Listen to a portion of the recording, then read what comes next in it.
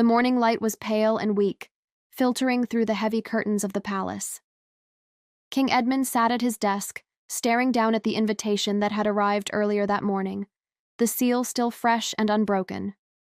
It was a letter from an old friend, someone who had once been close to the heart of the kingdom, but had long since disappeared into the shadows of history. The invitation was clear, an appointment to meet, to talk, after all these years.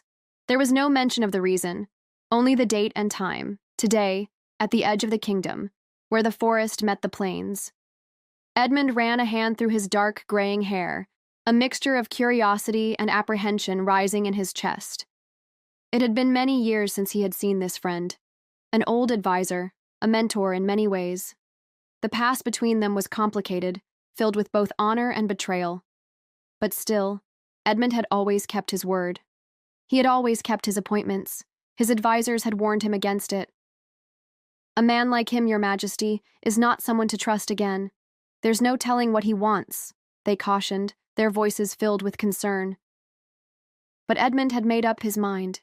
He would go, if only to understand why he had been called.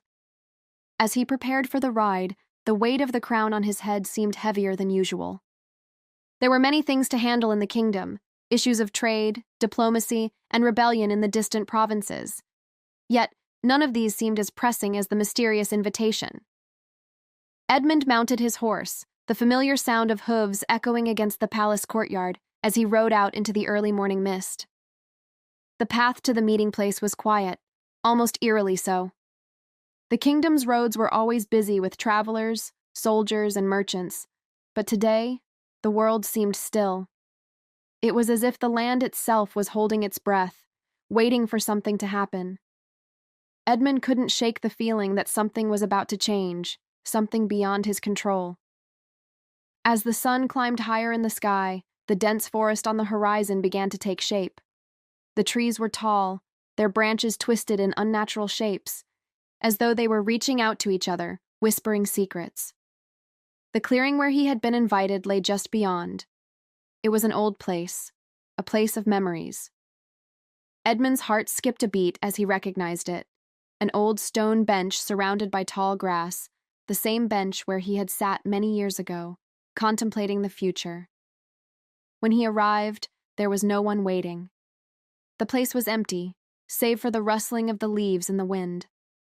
Edmund dismounted and waited, his eyes scanning the trees, the ground, the skies.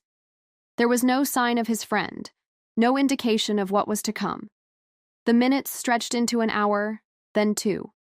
The patience required of a king was beginning to wear thin. Had he been tricked? Was this some elaborate game, a test of his resolve?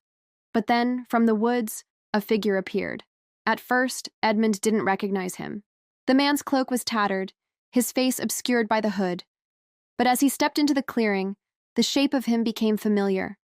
The broad shoulders, the once confident stride, he hadn't aged a day.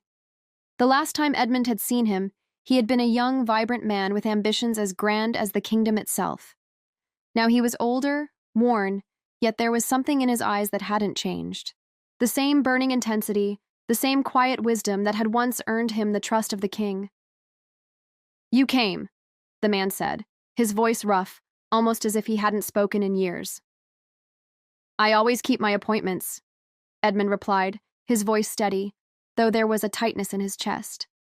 The man chuckled softly, his eyes still hidden beneath the shadow of his hood. "It's been a long time, hasn't it? I wondered if you would remember." Edmund nodded, his mind swirling with 1,000 questions. Why now? Why call me here after all these years? The man took a step forward, and in that moment, Edmund saw the faintest flicker of the friend he had once known. "There are things you need to understand, things that have been hidden for far too long. I've watched your reign, Edmund, and I've seen the mistakes, the errors you've made." Edmund's jaw tightened, but he kept his composure. "I've made no such mistakes. The kingdom is thriving. The people are loyal." The man shook his head slowly. "Loyalty is a fragile thing, my friend, and a king is only as strong as the truth he holds." "Truth?" Edmund's voice hardened. "What truth?" The man's eyes finally met his, and for the first time, Edmund saw the weight of the years in them. You were blind to it, Edmund, to what was truly happening beneath your rule. You closed your eyes to the dangers, to the betrayals. You trusted the wrong people, and now you must pay the price. Edmund stepped back, his heart pounding.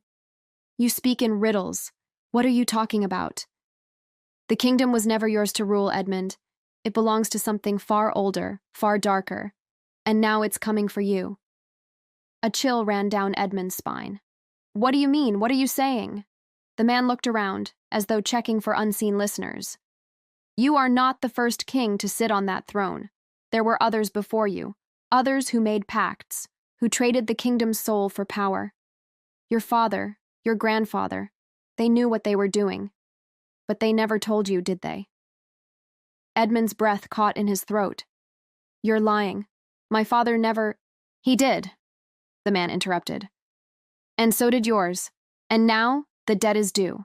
The kingdom is bound by those ancient pacts, and the price is your life. The ground beneath Edmund's feet seemed to tilt, his world spinning. This is madness. What do you want from me? I'm not here to take anything from you, Edmund. I'm here to warn you. You've been living in the shadow of a lie.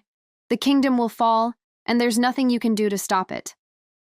The air around them seemed to grow heavier, as though the trees themselves were leaning in to listen. Edmund could feel the weight of the man's words pressing down on him. You knew this all along? He asked, his voice barely above a whisper. The man nodded. I've watched from the shadows.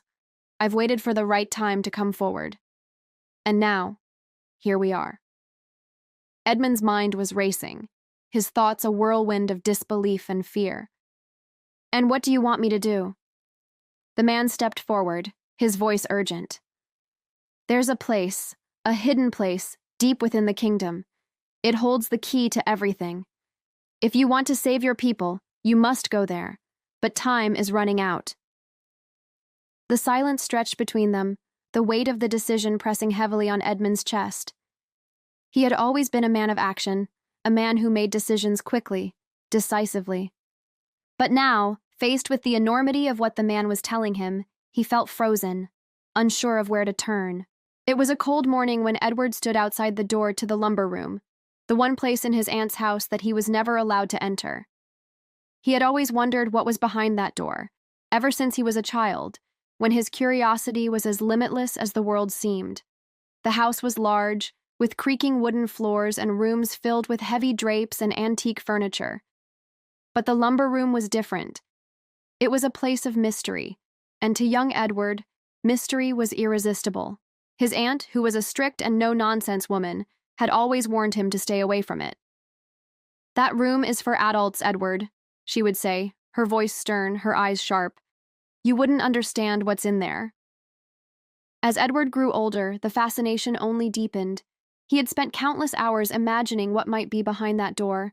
Perhaps it was filled with old treasures, or maybe it was a place where things were hidden, things his aunt didn't want him to see. He had tried everything to sneak a glimpse, listening at the door, peeking through the keyhole, and even trying to cajole his aunt into telling him more. But she never gave in. Now at the age of 13, Edward was determined. His aunt had gone out for the day, leaving him alone in the house. The moment the door clicked shut behind her, he knew the opportunity had arrived. He quickly made his way to the lumber room, his heart racing with excitement and a bit of fear. The door was old, with chipped paint and a rusted lock. Edward had seen the lock many times, but he had never tried to open it. Today, however, was different. He knelt down, his fingers brushing over the cold metal of the lock. He tried to twist it, but it wouldn't budge. For a moment, he considered giving up. After all, what was the point? His aunt had always made it clear that it wasn't his place to open that door. But then a thought struck him. Perhaps there was more to this room than he had ever imagined. Perhaps his aunt was hiding something important. That thought, that irresistible pull, made him press on. Edward searched the house for a key, but found nothing. Desperate, he resorted to the next best thing, a simple crowbar he had seen in the tool shed. It was an old tool, rusty and worn, but it would do. He grabbed it and hurried back to the door, his excitement growing with every step. The door was sturdy, but with a few sharp jabs of the crowbar, the lock finally gave way. The sound of metal scraping against wood echoed in the stillness of the house, and Edward's heart skipped a beat. He had done it. He had unlocked the door. With trembling hands, he pushed it open. The room beyond was dark, the light filtering through a small window high on the wall. Dust hung in the air, and the smell of old wood and forgotten things filled his nostrils. The room was cluttered with piles of old furniture, crates, and stacks of books. It wasn't what he had imagined. There were no treasures, no hidden secrets, just forgotten things, abandoned in the shadows. Still, Edward stepped inside, his eyes scanning the room. The walls were lined with shelves, filled with jars and boxes, most of them covered in thick layers of dust. The floor creaked beneath his feet as he moved deeper into the room, his curiosity pulling him forward. He ran his fingers along the edge of a wooden table, its surface worn smooth from years of use. As he moved further into the room, something caught his eye, an old, leather-bound book sitting on top of a pile of crates. The book looked out of place, its edges worn, the cover faded with age. He picked it up, brushing off the dust, and opened it. The pages were yellowed, the ink faded, but the words were still legible. It was a journal, filled with handwritten entries, the ink scrawled in a hurried, almost frantic manner. Edward began reading, his fingers tracing the words as they unfolded before him. The entries spoke of strange happenings, disappearances, voices in the night, things that could not be explained. As he read, a chill ran down his spine. The journal seemed to describe things that he couldn't quite understand, things that made his heart race. There was mention of hidden rooms, of secret doors, and of people who had come and gone without explanation. The deeper he read, the more unsettled he became. The final entry was dated only a few years ago, but it seemed to speak of something that had happened much longer ago. The last words were simple, yet chilling. They know about the room, they know about the secret, and now they are coming for it. Suddenly, a noise from behind him snapped Edward out of his trance. He spun around, his heart pounding in his chest. For a moment, the room seemed to blur, the shadows seeming to grow deeper, darker. He couldn't shake the feeling that he wasn't alone anymore. The door to the lumber room creaked. Edward froze, the book slipping from his hands and falling to the floor with a soft thud. He heard footsteps, light and deliberate, coming closer. His breath caught in his throat, and his mind raced. Had someone followed him? Had his aunt returned? Before he could react, the door swung open, and a figure stepped inside. It was his aunt, but she didn't look like the woman he knew. Her face was pale, her eyes wide and frantic. "Edward," she said, her voice trembling. "What have you done? What have you found?" Her words were filled with a desperation that sent a shiver through him. "Aunt, what's going on? What is this place?" Edward asked, his voice barely a whisper. His aunt shook her head, her hands trembling. "You shouldn't have opened that door. You shouldn't have come here. It was never meant for you. You don't understand." But Edward interrupted her, his fear growing. "What are you hiding? What's in this room?" Her eyes flickered toward the piles of old crates, the forgotten things scattered around the room. She took a deep breath and stepped closer, her voice lowering to a whisper. "It's not just a room, it's a warning. A place that holds what we cannot control, what we should never have known." Edward looked at her, confused. "What do you mean? What's in the room?" His aunt's eyes darted toward the book on the floor. She grabbed it quickly and slammed it shut, her hands shaking as she held it tightly to her chest. "This is what's been passed down for generations," she said. "It's not just a journal, it's a record of something that should remain buried. You've seen too much. It's too late now." As she spoke, the room seemed to grow colder, the shadows darker. Edward's mind raced. He wanted to understand, to know more, but the fear in his aunt's eyes told him that some things were best left alone. He had opened a door that could not be closed, a door that had led him to something beyond his understanding. "I didn't mean to," Edward whispered, his voice cracking. "I didn't know." His aunt stepped back, her eyes filled with sorrow. "It doesn't matter now. We have to leave this place. We must forget it." But as they turned to leave, the air in the room shifted. A low, almost imperceptible hum filled the space, and Edward felt the ground beneath him tremble. He looked back over his shoulder at the lumber room, the door now standing wide open, as if inviting him to return. But his aunt grabbed his arm and pulled him away, her grip tight with fear. "No, Edward, we cannot go back. Not ever." The door slammed shut behind them with a finality that echoed through the house, and as they stepped away, Edward couldn't help but feel the weight of the room, its secrets, its dangers, pressing down on him. He didn't know what the future held, but one thing was clear. Some doors, once opened, could never be closed again. "You said, the silver lining right." Vashti sat in her comfortable, softly lit room, her face illuminated by the gentle glow of the machine that surrounded her. It was a world of convenience, efficiency, and complete detachment from the outside world. Her room, like every room in the vast underground city, was a small, controlled space designed for ease and comfort. The walls were made of smooth, polished material, and everything within reach was precisely arranged. There was no need to move, to do anything for herself, as the machine provided everything. Food was delivered to her, communication was instantaneous through the voice-controlled interface, and all her needs, emotional, intellectual, and physical, were met without question.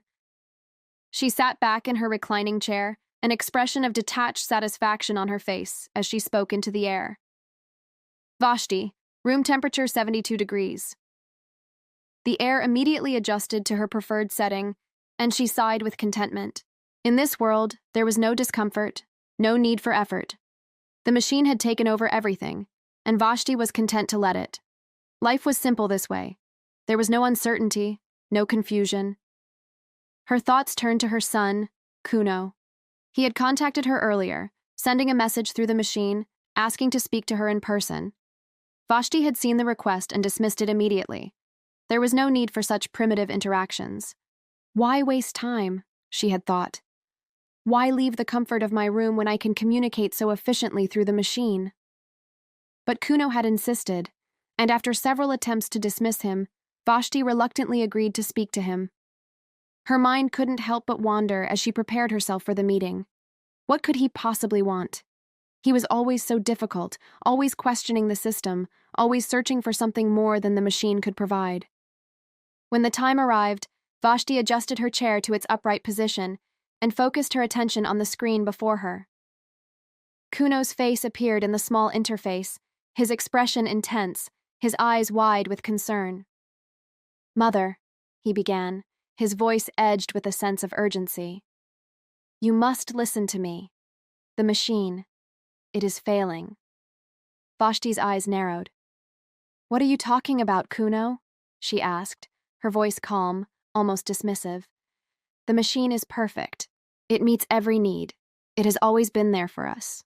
"You don't understand, Mother," Kuno said, his voice shaking with frustration. "The machine is no longer sufficient. It is breaking down, and no one seems to notice. People are growing weak, disconnected. The machine has taken too much control. We need to learn to live without it." Vashti looked at him in disbelief. "You've been reading those old books again, haven't you?" she said, her tone patronizing. "You know nothing about the way the machine works. It has provided us with everything we need, and it always will. Why do you waste your time questioning it?" Kuno's face became more strained, his eyes filled with a desperate energy that Vashti could not understand. "You don't see it, do you? We are becoming slaves to it.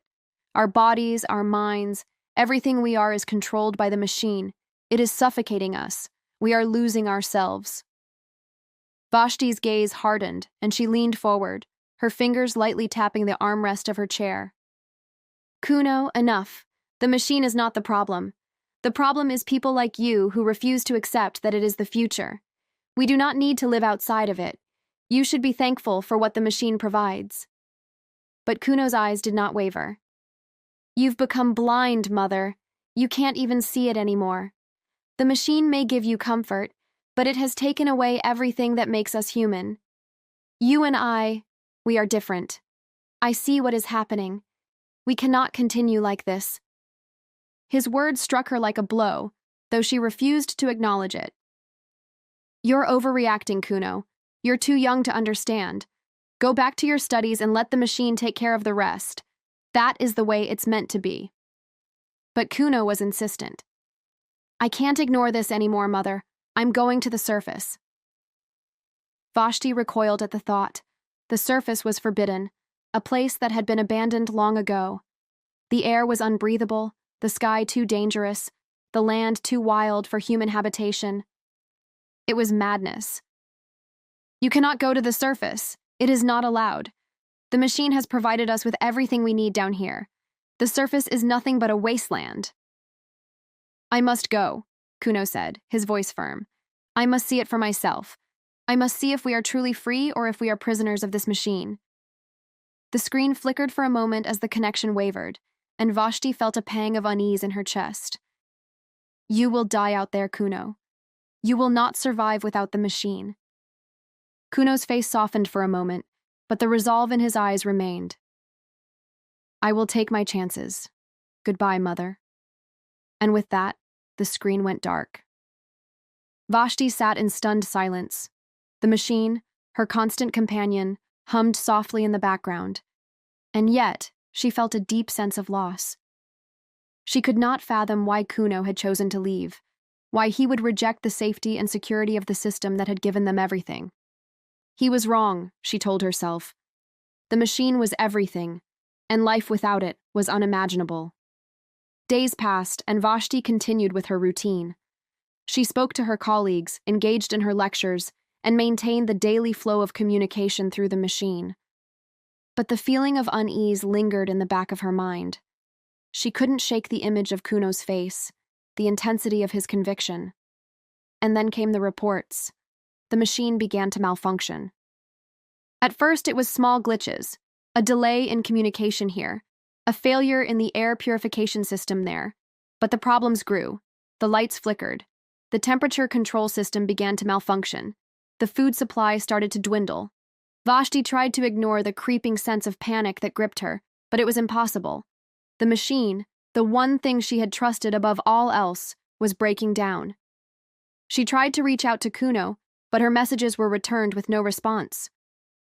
The machine's communication system had collapsed, and soon there was no way to contact anyone outside of her immediate vicinity.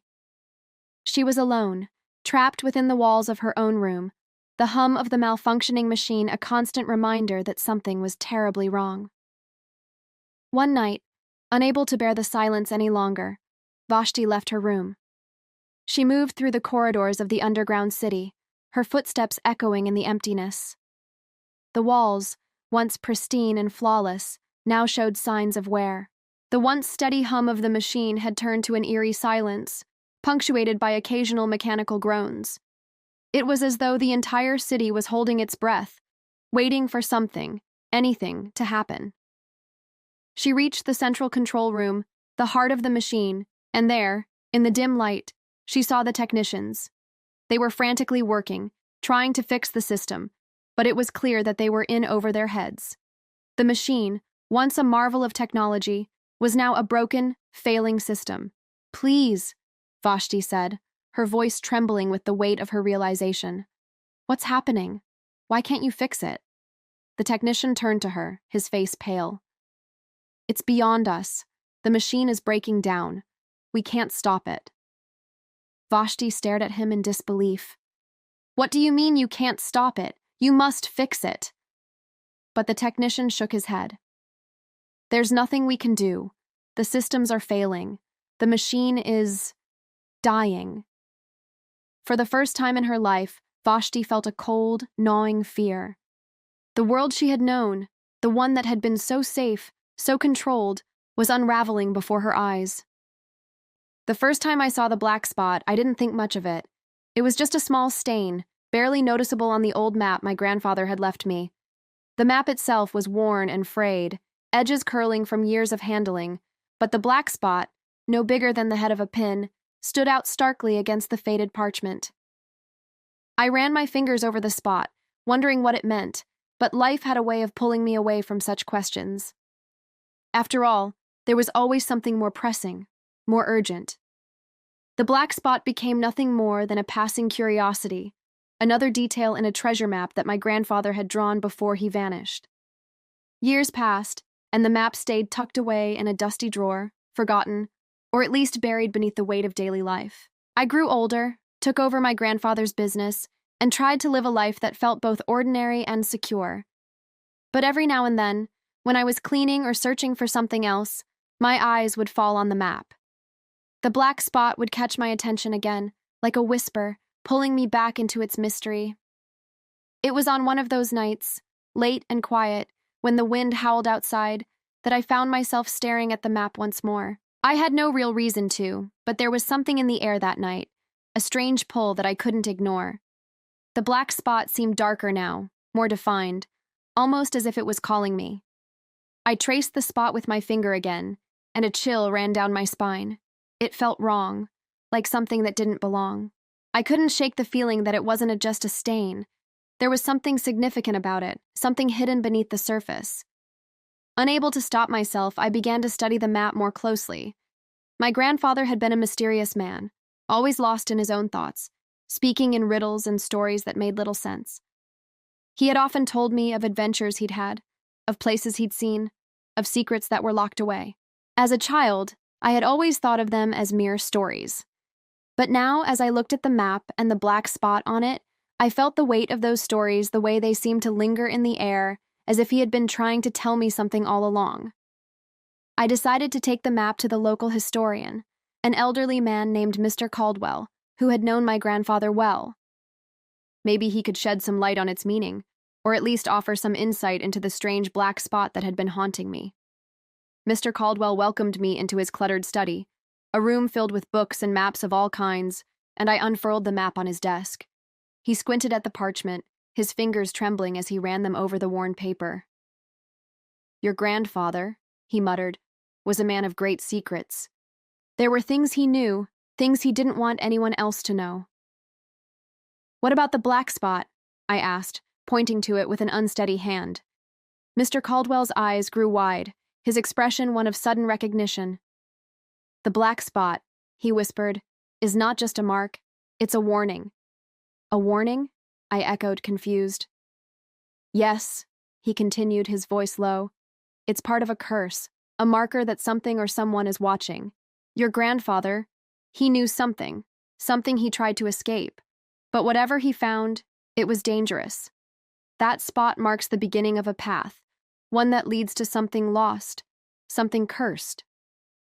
I felt a chill crawl down my spine. "What do you mean?" "The black spot is linked to an ancient pirate legend," he said. "A cursed treasure that no man was meant to find. It's said that anyone who searches for it is doomed to be followed by a shadow, hunted by forces they cannot control." I stared at the spot, my mind racing. "And my grandfather? He was looking for this treasure?" Mr. Caldwell nodded grimly. "He was, but he never found it. He thought he had, but he was wrong. He made a mistake, and the curse followed him to the end of his days." I didn't know what to think. The more Mr. Caldwell spoke, the more it felt like my grandfather's disappearance wasn't just an accident. It wasn't just a man wandering off into the unknown. There had been something far darker at play, something I was only beginning to understand. That night, I couldn't sleep. My mind swirled with the implications of what I had learned. The black spot had been a warning, but now it was pulling me into something deeper, something more dangerous. I couldn't ignore it anymore, not when I knew what I knew. I had to find out what my grandfather had uncovered, and why he had vanished so suddenly. I gathered what little I could from the map and Mr. Caldwell's cryptic words, determined to follow the trail my grandfather had left behind. I packed a small bag and set out, feeling both terrified and exhilarated by the unknown that awaited me. The black spot had marked a path, and I had no choice but to walk it, even if it led me to the heart of danger. For weeks, I followed the map, traveling through dense forests and across barren lands.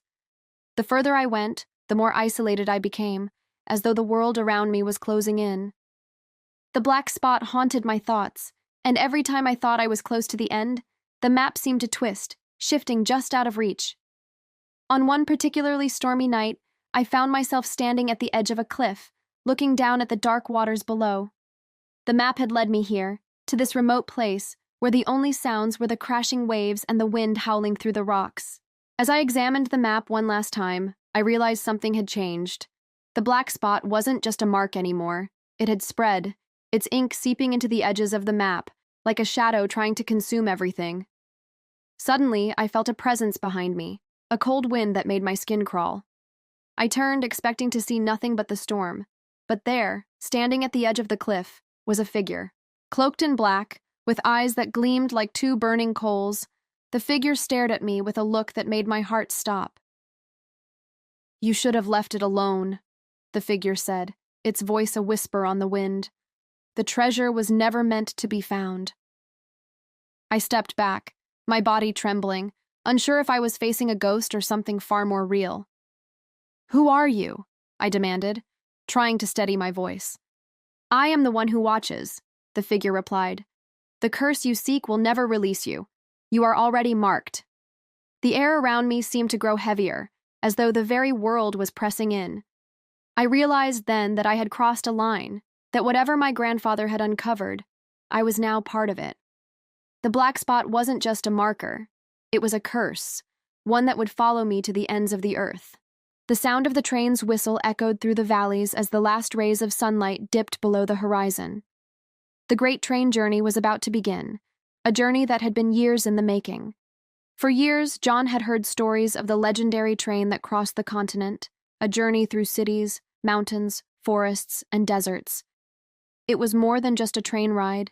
It was an experience, a rite of passage, and John had dreamed of it ever since he was a boy. Now, finally, the day had come. As he stood on the platform, the bustling noise of the station around him seemed to fade into the background. His heart raced with excitement. The train that awaited him was like nothing he had ever seen. Its sleek black body gleamed under the station lights, a work of art and engineering. The long rows of windows reflected the light, promising adventure and mystery. It was a luxury train, one that catered to the rich and the curious, and John had scraped together every last penny to afford a ticket. This wasn't just a journey, it was a once-in-a-lifetime experience. He boarded the train, his suitcase in hand, and found his compartment. It was small but cozy, the seats upholstered in plush red velvet, with a window offering a perfect view of the passing landscape. As he sat down, the train slowly began to pull away from the station. The rhythmic clack of the wheels on the track filled the silence, and for a moment, John closed his eyes, letting the sound lull him into a state of calm. But beneath the calm, there was a rising tide of anticipation. This was it, the beginning of something extraordinary. The train picked up speed, and soon, the cityscape faded into the distance, replaced by rolling hills and expansive fields. The landscape seemed to stretch on forever, each view more breathtaking than the last. John spent the next few hours gazing out the window, lost in the beauty of the world outside. He could hardly believe it. He was actually on the great train journey, the one he had heard about in tales, the one that promised to take him through the heart of the world. At dinner that evening, the dining car was filled with passengers from all walks of life, all sharing the same sense of awe and wonder. There was an elderly couple sitting across from John, their hands clasped together as they talked quietly. Next to them was a young woman in a wide-brimmed hat, her eyes glued to a book. The waiter, an impeccably dressed man with a gentle smile, moved gracefully between tables, serving gourmet dishes that were as beautiful as they were delicious. John struck up a conversation with the young woman, whose name was Emily. She was traveling to visit family on the other side of the continent, but she too had always dreamed of taking the great train journey. The two of them talked about everything, the places they had been, the places they hoped to go, and inevitably, the train itself. Emily spoke of the magic of the journey, how the train had become almost mythical in her mind, something to aspire to. "The thing is," Emily said, her eyes sparkling with excitement, "this isn't just about the destinations, is it? It's the journey itself, the experiences, the people you meet, the way the world changes outside your window." John nodded. He couldn't agree more. There was something about being on this train that made him feel connected to the world in a way he never had before. The world was vast, and yet, in this moment, it felt small and intimate, all contained within the gentle sway of the train. As the train moved deeper into the mountains, the scenery became more dramatic. The tracks curved around steep cliffs, offering glimpses of valleys far below. The air outside grew cooler, and John could feel the change in the atmosphere as they climbed higher. At night, the stars appeared brighter, clearer, as if the train was cutting through a veil between the earth and the heavens. The next morning, the train passed through a dense forest, the trees so close to the tracks that it felt as though they were passing through a tunnel of green. John spent the day exploring the train, admiring the fine wood paneling in the lounge car, sipping coffee in the observation deck, and striking up conversations with fellow travelers. There was a sense of camaraderie among the passengers, a shared understanding that they were all part of something unique. As the train made its way across a vast desert, the landscape seemed to shift again, becoming endless and barren, the sand stretching to the horizon. The contrast between the lush forests and the arid desert left John in awe of the world's diversity. It was during this stretch of desert that he noticed something strange. There was a flicker in the distance, a shimmer that seemed out of place. It caught his eye for a moment, and then, just as quickly, it disappeared. He blinked, uncertain if it had been a trick of the heat or his imagination. But then, he saw it again, a figure on the edge of the tracks, standing tall against the desert landscape. The figure was motionless, watching the train pass. John's pulse quickened as he leaned closer to the window, his curiosity piqued. The figure disappeared as quickly as it had appeared, but the sense of mystery lingered. It wasn't the first strange thing he had noticed on the journey. The train was full of oddities. People who seemed out of place, conversations that stopped abruptly when he entered a room, strange sounds in the night that couldn't be explained.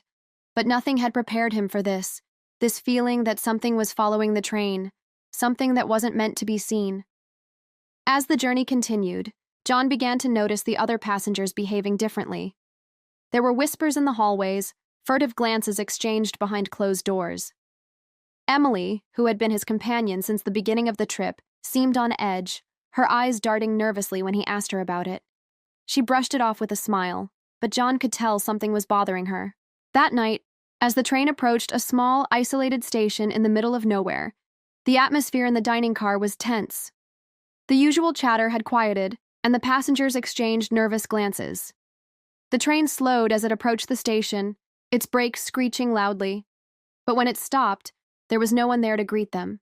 No station master, no workers, just the sound of the wind and the stillness of the desert. The silence stretched on for what felt like an eternity before the train jerked back into motion. Emily stood up abruptly, her chair scraping against the floor. "I'm going to my compartment," she said, her voice strained. "I need some air." John watched her go, but something about her demeanor unsettled him. He stood and followed her, his curiosity driving him forward. He found her standing at the end of the corridor, staring out of the window. "Emily," he called softly, but she didn't turn. "I think they're here," she said, her voice trembling. "I think they've found us." John felt a chill run through him. "What are you talking about?" "On the platform," Emily whispered. "I saw them, the figures. They're watching the train." Suddenly, a loud crash echoed from the rear of the train, followed by shouting. People rushed to the back, but by the time John and Emily arrived, the chaos had subsided. No one was sure what had happened, but the air was thick with suspicion. The night was thick with fog, a silent shroud that clung to the streets and wrapped around the buildings. James had been walking for what seemed like hours, his footsteps muffled by the mist, the faint glow of the streetlights casting weak halos in the murk. The city had always felt alive at night, full of secrets and stories that only the brave, or the foolish, dared to uncover. James was neither brave nor foolish, but tonight, something had driven him out into the dark, something he couldn't shake. It had started hours earlier, in the warm, dimly lit bar where he'd been nursing a drink. The chatter of voices around him seemed distant, like a hum beneath the surface of his thoughts. Then, a figure had entered.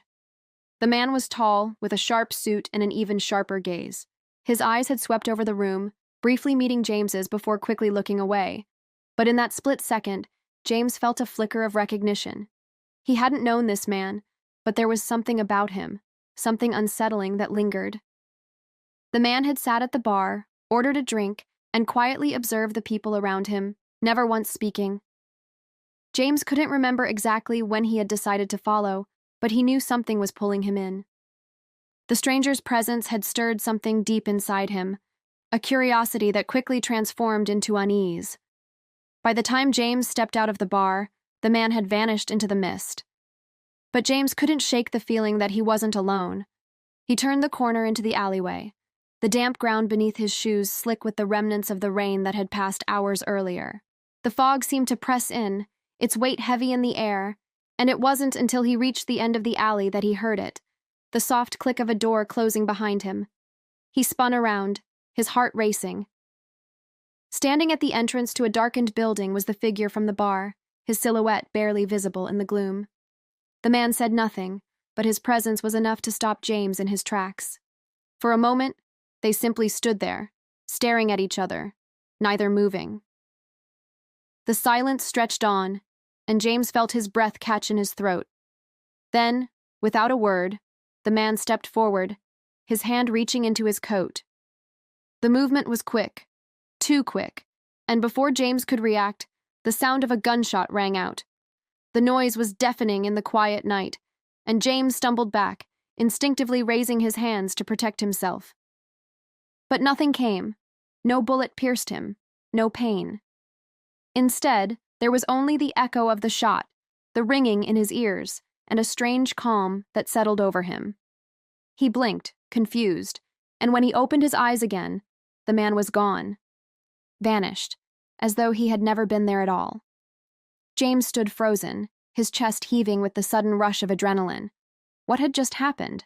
Had he imagined it? But no. The faint smell of gunpowder still lingered in the air, and the cold sweat on his brow was real. He didn't know what to do.